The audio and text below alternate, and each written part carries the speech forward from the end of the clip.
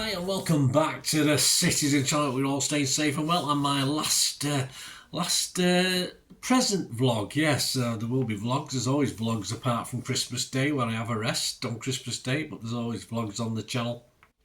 Well, this is our last story of the game before Christmas. Yes, the next one will be Boxing Day, so it's not long, is it? Villa 2, City 1, of course, 21st December 2024. Please check out my player rating show on this one. This is the story of the game. We're trying to pick through the bones of this one. Another disappointing day, really, wasn't it? 12:30 p.m. kickoff down at Villa Park. Match day 17. And we now lie 6 at this point in time, as I'm recording this on Saturday evening. Of course, come Sunday, it might be a lot worse. It's not going to get any better, that's for sure. We're not going to move up the league, so we'll see what happens. So let's have a look at the story of the game. Pep's 11, 6 changes to the United team. Unbelievable amount of changes. I got 6 right, but there are circumstances behind that. Of course, I did plump for Edison, but apparently he failed a fitness test. So yeah, there's one. Diaz I had in my team, of course, which wasn't going to happen. And of course, I did deliberately ignore Stones and Akanji, I didn't think would be fit, and I don't think Stones was. I'm not 200% sure Akanji was either, but he played more of the game than Stones did. So I got 6, but I'm happy with that considering the circumstances and the knowledge. Villa's 11, or starting 11, Martinez, Cash, Konza, Torres, Digny, Onana, another Onana, Kamara, McGinn, Tielemans, Rodgers and Duran. And City's starting 11, yes, Ortega, Lewis, Stones, Akanji, Gvardiol, Kovacic, Gundo, Bernardo, Foden, Grealish and Haaland. On the bench, yes, we've got Carson, Walker, Aki, Doku, KDB, Savvy, Simpson, Pusey, O'Reilly, McAtee. No Nunes. I assume Nunes is injured, is he? I tell you what, who the hell knows? We don't know, do we? It'll be fun doing my Pep's 11 for the Everton game, which I'll be doing quite quickly, of course. Right, well, within 1 minute, well, let's say 19 seconds, and we're almost a goal behind, aren't we? We got the ball rolling, and all of a sudden we've lost it. John McGinn robbed a dawdling Gvardiol. I don't know what he was trying to do. He slipped it forward to Duran, who really took it too early. He really shot too early. He should have took it another pace, certainly another 4 or 5 yards, I would have thought. And of course, his shot was quite easy for Ortega to put round the post. In fact, he probably could have caught the flipping thing. It was that feeble. And of course we got away with that one because I think Duran panicked a bit and could have done better. He certainly did better later on, didn't he? But yeah, too early and not the greatest start. And Gvardiol, he probably never really recovered from that one. 2 minutes, of course, heroics this time from Ortega. Villa almost score from the corner. He manages to keep Pau Torres' near post, stooping header. Yeah, he could even bend down and head it into the goal. But of course, Ortega, I think it was like a smidgen, about that much. Not a bit reminded me of John Stones against Liverpool that time, when it was literally, probably wasn't quite as close as Stones' but it was almost over the line. So well done, Ortega. I think Haaland did well to hack it clear as well. And the ref was looking at his watch, making sure it wasn't a goal. It wasn't. We got away with it. Well, for that anyway. 5 minutes, Jack Grealish cuts in from the left after doing a Mahrez sort of control on the touchline. Superb. Shut the booers up, well, for a minute, for a few seconds anyway. And he tried to curl a shot past Martinez, but it was always going too wide. It wasn't that great. 6 minutes, Villa romp forward, and John McGinn, who was a bit of a pain all day, killed the ball across the face of goal, trying to pick out Duran in the middle, but Manuel Akanji stretched out his Erling Haaland type, Inspector Gadget type leg to make a crucial interception. 12 minutes, Grealish, after some good work again, pulls a pass back towards Kovacic from the byline, who shoots, but far too easy and close for Martinez. And 16 minutes, we're 1-0 down. Yes, Morgan Rodgers gives Kovacic a slip and runs onto a through ball from Tielemans. Bears down on goal. He slips a ball he panics, so he thought, I can't score this. I'll give it a guy who usually can. And he passed it a few yards sideways to Duran, who's in acres of space. Nobody on him, who simply puts it past Ortega without any untoward things happening, and it's 1-0 down, and City immediately responded with not much really. 35 minutes, Lewis and Foden managed to combine really well, with the latter bringing a good but fairly expected save again out of Martinez with his a low diagonal effort. Martinez was okay, but it didn't exactly test him too much. 43 minutes, our best chance so far perhaps. Again, City break forward, Grealish sends not a bad cross in to the Villa penalty area. Just go Gvardiol, rather than just get a sort of glancing head. I mean, perhaps his hair's too thick. I don't know. I don't have that problem, do I?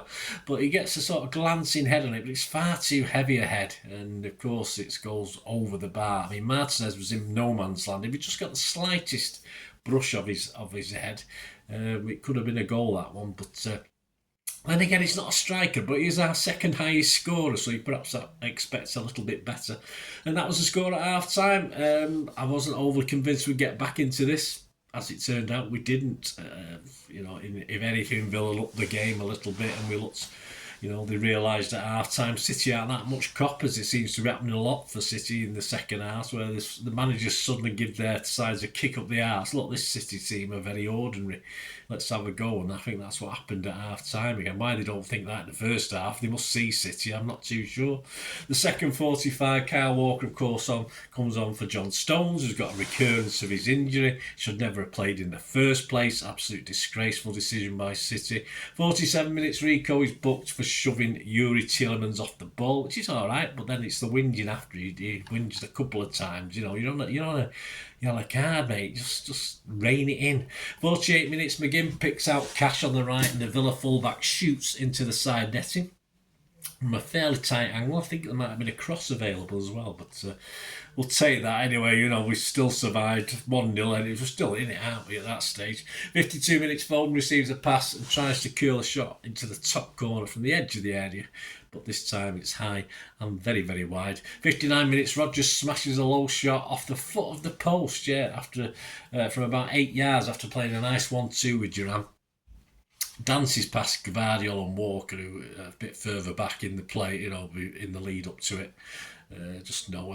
People are it's just too easy. It's just too easy to get through our defence. 64 minutes, John McGinn plays the ball inside to Morgan Rogers, who sends a low early shot across the bowels of Ortega into the bottom right hand corner from the edge of the penalty area. Another one where he just got free on the halfway line. Walker was chasing shadows. I think Walker managed to get back, but there's a lack of urgency in the City players to get any sort of tackles or put a body on the line to try and block a shot. It's just far too easy for the opposition. And with 2-0 down, it was game over at 1-0, but it's definitely game over at 2-0. Savvy comes on for Gundo on 72 minutes. 74 minutes, Phil shoots on the turn, but another one where straight in the hands of Martinez. Thank you very much, he says, for that one. 84 minutes, Gvardiol is booked for a lunge on McGinn. Sold short. I didn't think it was that bad attempt, actually. I thought it was a bit unlucky to get booked. I thought he got the ball. I thought it was fine. Anyway, it wasn't the greatest ball. It was a hospital ball, we call it in the old days, wasn't it, from Jack Grealish. 87 minutes, Jack Grealish is booked for a foul on McGinn. Yes, that pleased the Villa Park boys. 93 minutes, we get back into it finally, but it's too little too late, of course it is. Some good work from Savvy, who'd come on and not done much or been involved that much. Foden ploughed into the box, and then of course seemed to lose it, but Digney sort of stood on it, as you do. He stood on it and fell over it, and of course Phil had the temerity to just pick it back up and smash it past Martinez from very close range. But as I said, far too little too late. So to sum up, another pretty much debacle, wasn't it? Another ordinary performance, and I will say that by City. I think I'm being flattering saying it's ordinary, and I think the goal flattered us at the end. 2-1 made it look far closer than the game ever was, in the same way 1-0 last year flattered us greatly at Villa Park, because they actually battered us more than they did in this game. We don't have the nous to get him in and behind Villa's defence. Haaland looks a lonely figure up top.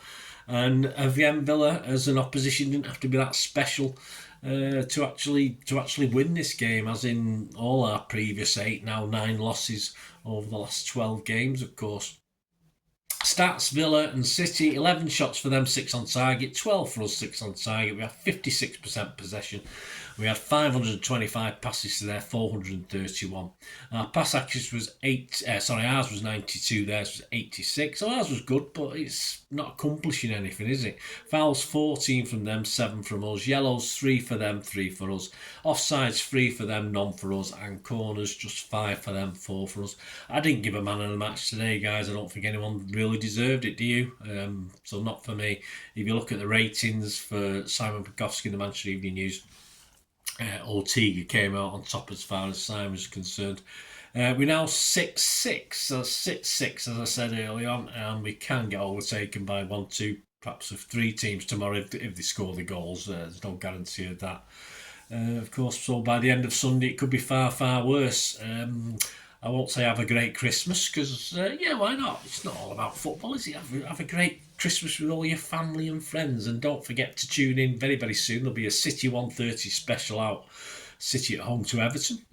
Always have some good fun doing that, and check that out if you're at a loose end as Christmas approaches. Some of you have probably got time off, not like me. Obviously, when you work in retail, you don't get a lot of time off. I never have done in most of my working career, but you guys who have 10, 14 days off, even longer, well, enjoy. Just catch up with some of my stuff anyway. And of course, the Pepsi 11 will be out. So it's the game's on the 26th, which is the Thursday. So I'll aim to get the Pepsi 11 out on Monday. I'll try and get that out on Monday. May as well get it done and dusted on Monday and out on Monday. So try and watch that out. As I said, have a wonderful Christmas to you and your families. And I'll be back, obviously, before New Year, so I won't wish you Happy New Year just yet. Let's hope it's a Happy New Year for us when it does happen. And please, if you can, help support the channel, or you want to know my various socials and ways of contacting me, all I ask is you please stay tuned. I hope you enjoyed the feature, and if you can support me through the subscription, if you can subscribe, guys, that'd be wonderful if you've not already done so. We do actually have memberships at the moment, just 99p a month, so you get access to all my City stuff, including all the history vlogs, dozens and dozens not been published yet that you get immediate access to, and every time I do a edit and do a vlog, you get immediate access to it as well. So you can have a copy of scripts as well if you want any hard copy of the sort of things I do on matches and teams and managers and players, etc, etc. So if you can join the membership, that'd be wonderful. We do have sponsors at the moment. Kippax 6505 are our current sponsors. They have a little eBay shop, so if you check in the comments section, there's a link there to the shop. They sell movie posters from the 90s and 2000s. They sell DVDs, some classic Hollywood movies, some classic foreign language ones. And if you do see anything you fancy on there, if you do place an order, just mention me, just say Bernard sent you, and you automatically get 10% reduction in the cost of your order. So fill your boots, guys, and my thanks to Kippax 6505. And if you want to support the channel just by watching the ads, that helps. Watch the ads, let them play through while you just have to check your phone or something, let it play out. And of course, if you follow any of the links, that always works as well. You follow a link to one of the ads and you fancy something. I've done it myself. I've followed a link and actually purchase something from another organisation, but it can happen. It can happen. Not all ads are stuff you're not interested in. And of course, if you can give us a like, guys, that would be absolutely fantastic. All likes are much appreciated. Anyway, thanks for watching.